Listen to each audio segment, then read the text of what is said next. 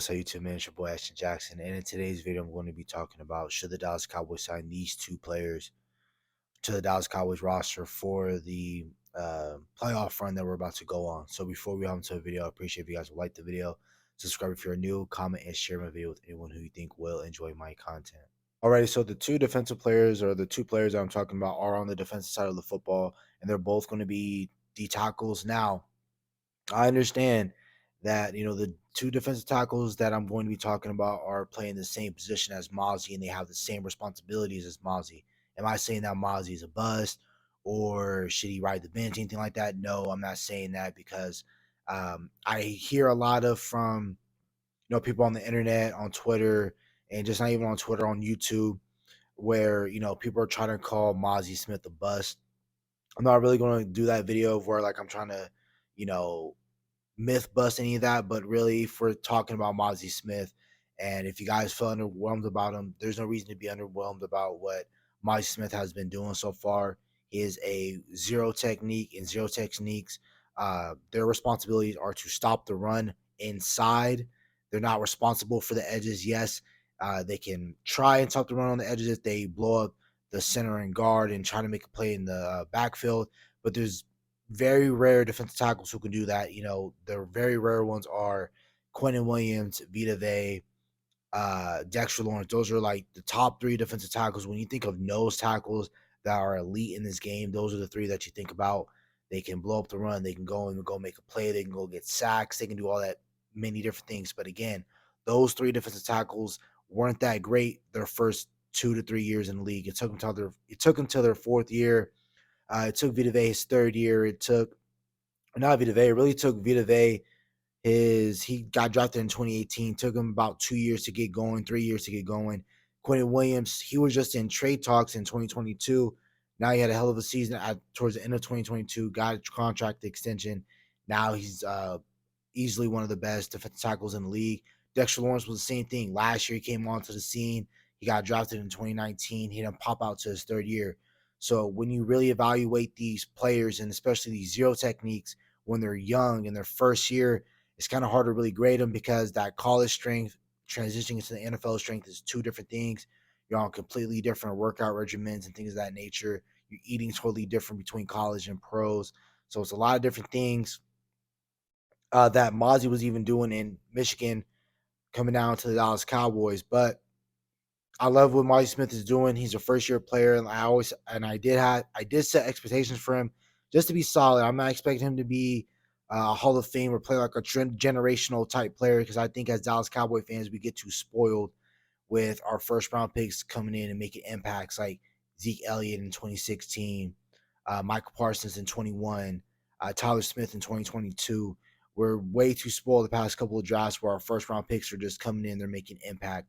It's not always going to happen, especially with zero techniques and their main job is just to stuff the run. Don't worry about Mozzie Smith. He's going to be fine. He's going to be a hell of a player, but just right now it's going to take a little bit growing pains to get over with a guy like that. So leads into my point, really talking about defensive tackles. The two that I want to sign, or one I'm going to talk about right now, is Ndamukong Suh.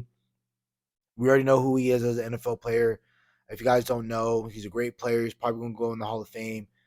He made his name in Detroit.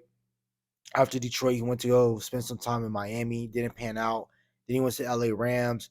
Helped the LA Rams go into a Super Bowl. He was beside Aaron Donald. He was a zero technique, stopping the run, while Aaron Donald went out there and go play pass rush. Three technique from the defensive tackle spot. And you guys know three technique. You go out there. Your main job is to stop the run all the way to the quarterback, but you're basically an added pass rusher onto that defensive line. So he helped them. He helped them get to a Super Bowl. Then he left from there, went to the Tampa Bay Buccaneers, helped the Tampa Bay Buccaneers go to the Super Bowl as well. He was part in the reason why they went to the Super Bowl that year as well. He led with that veteran presence, and that was just a great mixture of young guys and veterans on that Tampa Bay Bucs team. Then last year, he got signed to the Philadelphia Eagles. When the Philadelphia Eagles felt like they couldn't stop the run in certain scenarios up the A and B gap, they signed Linval Joseph and Ndamukong Suh.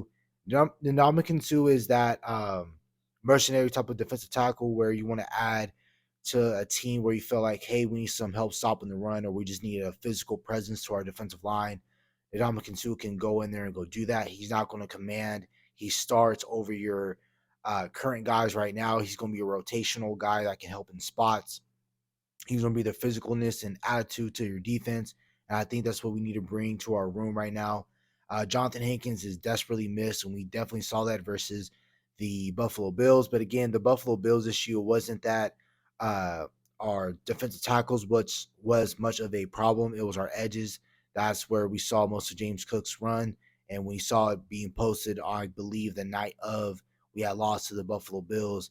You saw where most of James Cook's um, runs were gained, it was outside of the tackle box. So Molly Smith, it wasn't really much, or Davis wasn't much of a problem for us against the Buffalo Bills. It was the edges that was a main problem for us. And I think adding a guy like Ndamukong Suh will be great, especially to fill in for a guy like Jonathan Hankins. And I'm always an advocate of, if you're making these deep playoff runs, add and hoard as much mini talent as you can. So that's why you can never run out of talent, because injuries happen. And, it's okay to lean on another veteran guy that can stop the run like Ndamukong Suh. You got Jonathan Hankins. You bring him in, add him into the defensive line room. And of course, there's always going to be that talk about who are you going to take off the field. Carl Davis, you don't have to waste, or, not waste. You don't have to spend those couple practice squad elevations to the squad. You can do that with Ndamukong Suh.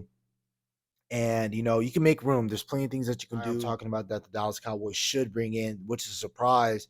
Most of from which today the news came out that Sebastian Joseph Day got cut from the LA Chargers. He was a zero technique again for the LA Chargers. He was really great, really solid for the Chargers. He ended up getting cut, and he has been a really anchor for him for the Chargers. Yeah, Sebastian Joseph Day, he was part of that 2021-22 championship roster for the LA Rams, and he was also another part that helped him go to the Super Bowl again.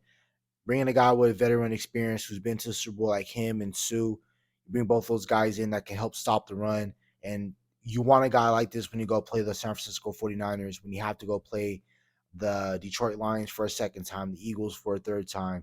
Like I already said, the San Francisco 49ers for a second time. You want a guy like Joseph Day, who's been in those tough situations, played in the NFC Championship game, played in the divisional game that led him to the championship game.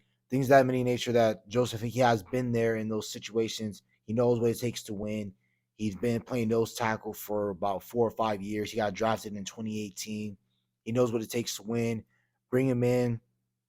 And again, like I was already talking about, bring in as much talent as you can. You can never not have enough nose tackles in this league that can help you stop the run. You think about all the great teams in the NFL; they all have multiple run stuffers, run stoppers, run defenders. They all have that along their defensive line, and especially on the inside of their defensive line. That's why the Niners are great. That's why the Ravens are great in filling those teams right there who can stop the run. Of course, their edges are really great, but it starts in the middle. So bringing a guy like Sebastian Joseph Day and Ndamukong Suh, bring those two guys in, of course, and we also rotate our defensive line, so it won't be like Mozzie Smith will be ran out of the picture or anything like that. So again, Dallas Cowboys should sign two defensive players, Sebastian Joseph Day and Ndamukong Suh. They can help us stop the run and many things of that nature. That's about it for the video. Hope you guys have a nice day. Stay safe, stay blessed. Bye.